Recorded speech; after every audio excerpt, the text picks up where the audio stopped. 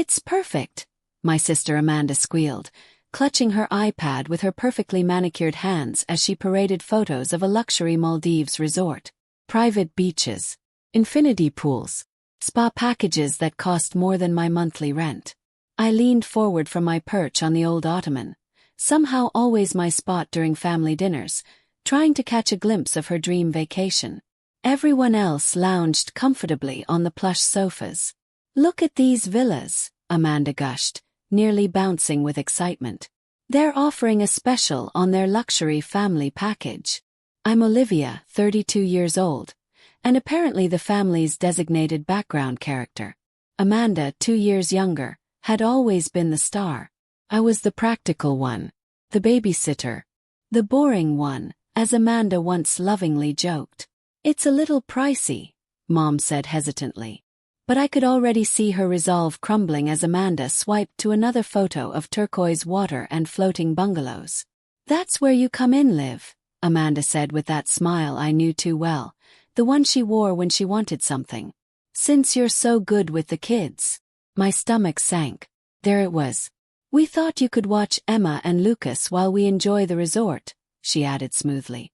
"They love their Aunt Liv. And let's be honest, you're not really the resort type anyway." Emma and Lucas, 4 and 6, were adorable. They were also exhausting. More importantly, no one had asked me. "The resort has a kids club," I said, trying to keep my tone neutral. "What about James?" Amanda waved a hand. "James needs a break too. He works so hard. And you do love spending time with them." "We'll pay for your flight and room," Dad chimed in helpfully. "There's a standard room in the main building, away from the beach. Perfect for the kids." They kept talking as if the decision had been made. Amanda and James, along with our parents, would share the luxury villa. Private pool, spa treatments, gourmet meals. I'd be in a basic room with 2 kids, eating cold room service and watching cartoons. "It's all-inclusive," Mom added cheerfully. "So food's taken care of. And we'll only need you to watch them during the day. And maybe some evenings. Oh, and the sunset cruise. You don't mind, right?" I thought of my own saved vacation days. The photography tours I'd researched. The solo trip I'd dreamed of. None of that mattered to them. "Of course she doesn't mind," Mom said before I could answer. "Olivia's great with children. It's not like she has other plans." That's when something snapped. "Sure," I said calmly. "I'd love to help." Amanda beamed. "Perfect. I'll book everything tonight before the rate expires." They turned back to the iPad, already dreaming of spa days and diving excursions. What none of them knew. For the last 5 years, I've worked as a luxury travel consultant. The boring job they never asked about gave me direct access to some of the world's best resorts, including this one in the Maldives. As I drove home, Amanda's group text popped up. "Booked. Get ready for the trip of a lifetime." I smiled and opened my work email. Time to make a few calls of my own. If they wanted me to help with their dream vacation, who was I to say no? The next 6 weeks. A masterclass in watching my family plan their perfect trip, completely unaware that the game had already changed. Amanda sent daily updates in the weeks leading up to the trip. Screenshots of spa treatments, itinerary changes, and lists of times I'd be on duty with the kids. "Look what I got for beach day," she texted one morning, attaching a photo of a designer swimsuit. "Don't worry, I didn't get you one. You'll be at the kids' pool anyway." I replied with a cheerful emoji and the usual enthusiasm. Meanwhile, I was making quiet arrangements of my own. Marcus, one of my contacts at the resort, had been especially helpful after I explained the situation. "That luxury villa booking wouldn't happen to be under the name Anderson, would it?" he asked during our call. "With special requests for daily champagne and private beach dining?" "That's them," I confirmed. "Interesting," he said. "You know, as a preferred partner, you have full booking authority." 2 days before departure, Amanda called with last-minute instructions. I packed Emma's snacks, only organic, cut into stars or hearts. And don't forget Lucas's special pillow and white noise machine. He won't sleep without them. "Got it," I said, pretending to take notes. Oh, and remember, we'll need you with the kids during the sunset cruise on day 2, the couple's massage on day 3, and the private beach dinner on day 4. Of course, I said lightly. We'll manage. Departure day. I met my family at the airport, watching them check in under their luxury booking. The airline attendant turned to me. Miss Anderson, I see you're in first class. Would you like to check in now? Amanda's head snapped around. There must be a mistake, she said, flustered. Olivia's in economy with the kids. No mistake, I replied, smiling. I made my own arrangements. Before Amanda could reply, her phone pinged with an email. I watched her face drain of color. Our villa's been cancelled, she stammered. There's nothing under our reservation. That's unfortunate, I said, adjusting my bag. You might want to check your spa and cruise bookings too. Peak season's a nightmare for rescheduling. Amanda's voice sharpened. What did you do? I helped plan the vacation, I said calmly. Just like you asked. And the kids? She demanded, panic rising. Oh, I won't be watching them after all. I've booked myself at a private island resort. Great for photography, something I've been planning for a while. Mom and Dad rushed over, their faces drawn as Amanda showed them the cancellation emails. But we'll lose our deposit, Mom gasped. Actually, I said, I was able to get a full refund. It'll hit your account in 3 to 5 business days. You what? Dad blinked at me. How? I'm a luxury travel consultant, I said. Have been for 5 years. I plan high-end vacations for clients worldwide. But no one's ever really asked what I do. Realization dawned on their faces. The spa packages, the exclusive bookings, the custom arrangements, they'd all leaned on me without ever seeing me. Amanda's voice broke the silence. But the kids? I enrolled them in the resort's award-winning kids club, I said. Full-day activities, certified staff, amazing facilities. Honestly, better than a cramped room with their aunt. James can thank me later. Speaking of James, he was watching the scene unfold with what looked suspiciously like respect. He'd never seemed fully comfortable with how Amanda and my parents treated me.